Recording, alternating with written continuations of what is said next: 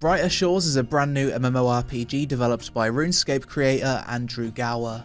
Like Runescape, this is a point-and-click adventure game with a focus on skilling, exploration, and long quests that feature puzzles, multiple dialogue options, and self-contained stories.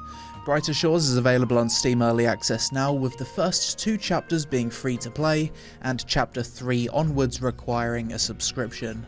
That being said, the first 2 chapters contain more than enough content to help you decide if this is a game for you or not, so you've got nothing to lose in giving it a try. But before we begin the first impressions, support the content by listening to today's sponsor, Ash Echoes Global, a brand new real-time tactics game that's unlike anything you've ever played. Ash Echoes Global blends tower defense, grid-based strategy, and elemental reactions into one incredible package. Think carefully about your unit placement, utilize powerful skills, and trigger devastating combos to overcome your enemies. But it's not just hardcore strategy that sets it apart. Ash Echoes Global features a captivating storyline, beautifully written and brought to life by a diverse cast of characters with clean, eye-catching designs. You'll find a balanced gender ratio among the heroes, each with unique abilities and personalities that add depth to the gameplay. And don't worry, it's not all intense battles. Ash Echoes Global also features an intuitive auto-battle system, allowing you to sit back and enjoy the stunning art style. And with its roguelike echoing Nexus mode, there's always a new challenge waiting for you. The best part, Ash Echoes Global is perfectly optimised for both mobile and PC, with seamless cross-platform progression. Play on your phone during your commute, then pick right back up where you left off on your computer at home. So if you're ready to dive into this one-of-a-kind tactical experience, click the link in the description or pinned comment to download Ash Echoes Global now and claim 200 free pulls. Brighter Shores, the brand new MMORPG from the creator of RuneScape, Andrew Gower. I'm currently recording this like 1 week after the launch, so I shouldn't run into all of the usual MMO launch issues that you kind of expect. Let's jump into it. So we've got 3 character slots, and in the top left we've got Premium Pass. What's this? Ah, yes, I remember. So the start of the game is basically free to play, and then you've got like members areas, basically the exact same business model as RuneScape. Let's attempt to make someone that looks like me. This is as close as I'm gonna get. Okay, we got a beard at least. Choose our starting outfit. Just go for something that looks comfy, I guess. I look like a bit of a criminal, don't I? I look like I'm up to no good. This is probably as close as I'm gonna get to making a character that looks like me. Let's jump into the game. Available. Nice. So now I've got control over the camera. I can zoom in. I can rotate it. I can also move the camera with middle mouse button if I want to. Talk to the captain. Yes, I'm big damage. I've joined the town guard today. I'm hoping for excitement and adventure. Okay. The doors have opened. Treasure chest. That's given us some money. Can we steal the ink? I think we can. I'll take that. Yoink. I'll take that paper as well. The one thing I've been unsure of when it comes to Brighter Shores is how I'm going to feel about its world design, because it's very weird. It's like each area is a room. Let's click left and right as fast as we can to see how responsive the movement is. The movement's relatively responsive for a point and click. Quartermaster. Hello mate, what can I do for you? Been sent to get some equipment. Unlocked magic, spells will be added here. Attack the training dummy. Okay. Oh, that was weird. So I clicked attack the training dummy and then I had to select the weapon. Oh, you can move whilst in combat. Visit the portal. Try the new spell. Oh. He actually wanted me to try out the teleport skill. Okay, that's the Lumbridge home teleport. Got it. Now I've learned the sense spell. And that's going to highlight all interactable objects in the area. The alarm. We're going to fight some goblins. My character doesn't really look like a guard, does he? Stop being so wet. Can I lay on this bed? I can. So the world's quite interactable. I can move whilst attacking it. I wonder if I can flinch it. I bet you can flinch as well. Okay, so I'm going to stand here. Ah, he can attack me diagonally. So I can't flinch him. That's given me some XP in what I'm assuming to be combat. Grab the heavy crate. So at level 0, I can level up my guard profession by attacking all of these creatures. Thanks for the reward. Quest complete. Oh, the goblins are gone. He's pissed off with me. Probably because I didn't help kill all the goblins. Potion shop. So now it's going to teach me how to heal. Well, let's discover this since I can. Anything else to discover? I'll discover this. Big damage. That's level 1 guard. Is that going to make me hit harder? Interesting that my health regens between every fight. So what's this? The foraging skill. Level 1 forager. Bush. What's this? Lurk behind.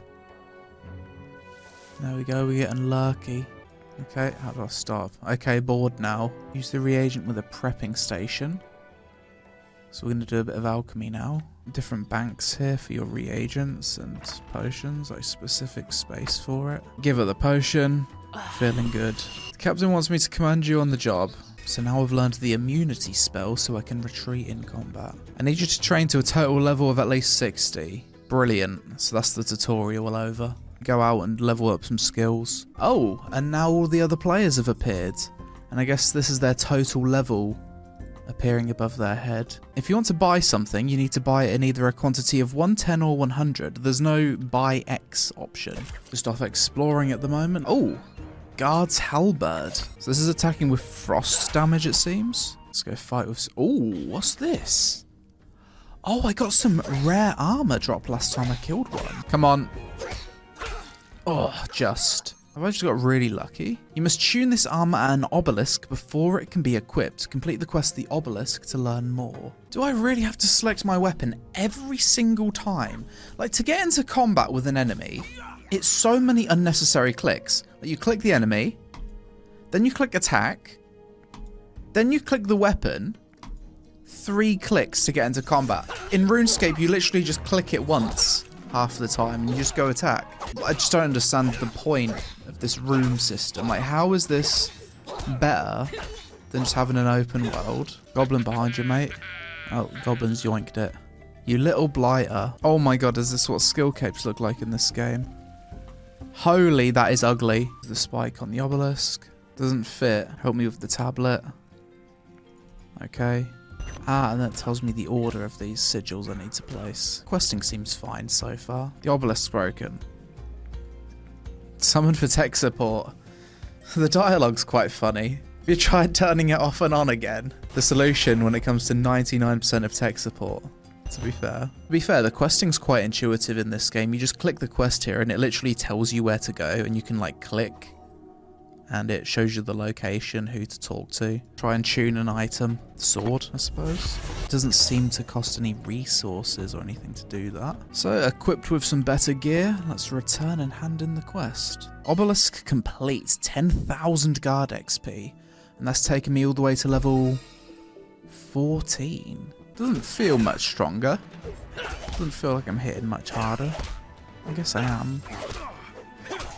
Just not really feeling the upgrade. I grinded my guard level a little bit to 17, and now these birds, which were previously level 2, have gone to level 16. I think they've also changed in their appearance as well. So as you level up, I guess you just go to the same location as the previous mobs, and then they just level up to stronger versions. So you're constantly fighting things at the same location. Not too sure how I feel about that. What's the max level in this game? 500! I just assumed it'd be 99. I mean, it hasn't been super fast getting to level 17. So the fact that max level is 500 per skill, that's mental. I'm only 2 hours in and I already feel like there's just too many deal breakers. There's just too many things that are worse than what already existed. And the combat feels worse than RuneScape's combat as well. It's like every single element of similarity that this game has with RuneScape is worse. In every way. Worse combat, lacking an art style, worse map design, worse user interface interactability. The feeling of clicking on mobs and interacting with stuff, just everything feels worse. I don't get it. Discovered everything there is to discover in this Hope Port area. Now I just need to go grind skills. At this point I decided to turn the camera off and see if Brighter Shores is a better experience as a second monitor game whilst relaxing and watching movies. So I set myself the goal of getting all of the Hope Port skills to level 20. I started by grinding the guard skill, and I realised I could get a few extra hit off on my enemy by first attacking them from range, then switching to melee, but even then I never really felt like my character was getting stronger despite having better armour and weapons. After level 20 guard, I turned my focus towards the foraging skill, which heavily ties into the apothecary skill. Honestly, there's not much to talk about here, and the leveling of foraging and apothecary was a very formulaic autopilot experience. Go to a room, the room will spawn either 3 or 6 gatherables at the same locations, gather 12 of one material, run across the map, do the same thing at another location, teleport back, AFK turn them into potions, and sell the potions to the vendor, then repeat. Once you've gained a few levels in apothecary, you can level it by buying the materials for potions directly from a vendor, which skips out on some of the foraging. I tried the cooking skill, which ties into the fishing skill in a similar way, although to a much lesser extent. Cooking, you start by just buying stuff from a vendor, cooking it, then selling it to the chef. There's some recipes where you can use the fish that you've caught, but not all of the recipes. Some fish are useless and you just vendor them, whilst others, such as eel, you'll put in your cooking material storage. At level 10, cooking becomes slightly more interesting to level, as you're able to take bounties that will give you good XP and money. You basically cook the required dish, deliver it to an NPC and get rewarded. You can only take 4 of these bounties every hour though. For the next 6 to 8 hours, I basically ran around the map skilling and got everything to level 20, at which point I started to unlock an offline leveling mode for each skill. So far I've unlocked this for guard, apothecary and foraging, so I'd assume that every skill has offline leveling options. Total level 101, we're getting there. Plus 7,000 XP, okay, that was decent. I think I was AFK for like 5 hours 15 minutes. Next I attempted to do a quest called The Lost Shipment, which didn't say there was any skill requirements at the beginning, but halfway through it told me I needed 25 fishing to continue. I instead decided to continue with the main quest, which led me into a new zone called Hope Forest. What's weird is that upon entering this new zone, the combat skill here is Scout instead of Guard. So for combat, you're basically starting at level 0 again, and all of your guard gear is useless. Hope Forest also has Gathering instead of Foraging as a separate skill, as well as 2 new skills in the form of Lumberjack and Carpenter. I tried to continue with the MSQ, but at this point I was so bored that I couldn't bring myself to continue playing. I've given it a chance. If your game's not fun in the first 10 hours, when's it going to be fun? And these types of games are usually more fun in the beginning than they are later on. Usually the fun dries up as they get more and more grindy. So after checking out Brighter Shores Early Access for a bit, my thoughts on the game so far are as follows. Things I like. It's free to play and you get a full understanding of if the game is for you or not with the free to play chapters. It's not pay to win. I like the writing and dialogue, it's not too serious, it's got the same humour as RuneScape. And the game is in early access and the devs are updating the game frequently, so it's likely to improve, and has already improved quite a bit with a lot of fixes since launch. Things I dislike. Visually, I think the game is hideous. The armor designs, character designs, the skill capes, graphics, the bland, washed out color palette of the world. It's basically the RuneScape 3 art style, but less vibrant. There's really nothing positive to say about the visuals. Yes, RuneScape players generally don't care about visuals, but I think OSRS actually has quite a charming retro art style despite being an old game. Brighter Shores looks dated, but it also lacks the charm. When it comes to world design, I don't really like the room system. If compared to RuneScapes, you've basically sacrificed the giant open world where you sometimes need to world hop, to a world built of tiny claustrophobic spaces limited to less players without the need to change worlds. It feels like a step backwards in design. I don't like how the skills are so self-contained. Some of them do have limited overlap, such as cooking and fishing, but it's not enough. This lack of overlap between the skills makes it feel like you're skilling for the sake of skilling. There's no obvious short-term or long-term goals in the game outside of quests, and even then the skilling requirements are very steep. There needs to be more goals for skilling other than quest unlock requirements and skill capes. In most MMOs, having a cool looking character wearing badass armor is a goal in itself, but due to how each zone basically resets your combat level and has its own specific gear, this isn't really a motivator in this game. The sense of progression sucks. Usually point and click games are successful because they're addictive. There's multiple elements of progression tying together, multiple carrots on the end of sticks pushing you to complete just one more goal. Brighter Shores has none of that. Point and click games generally have fundamentally boring gameplay and rely on an addictive sense of progression to be successful. The fact that your combat level resets for every chapter leaves you with a feeling that each chapter is basically its own game. I dislike the combat. There's no exciting mob drops, as mobs only drop gear that's specific to that chapter's combat skill, and combat in general has less freedom than RuneScape. For whatever reason, I never felt my character getting stronger when he got new weapons and armor. I don't know if gear is bugged or if it has incredibly minor effects on your power, but there was times where I'd get what was seemingly a massive upgrade in terms of stats, then almost die to the same mob I was killing previously with a weaker weapon.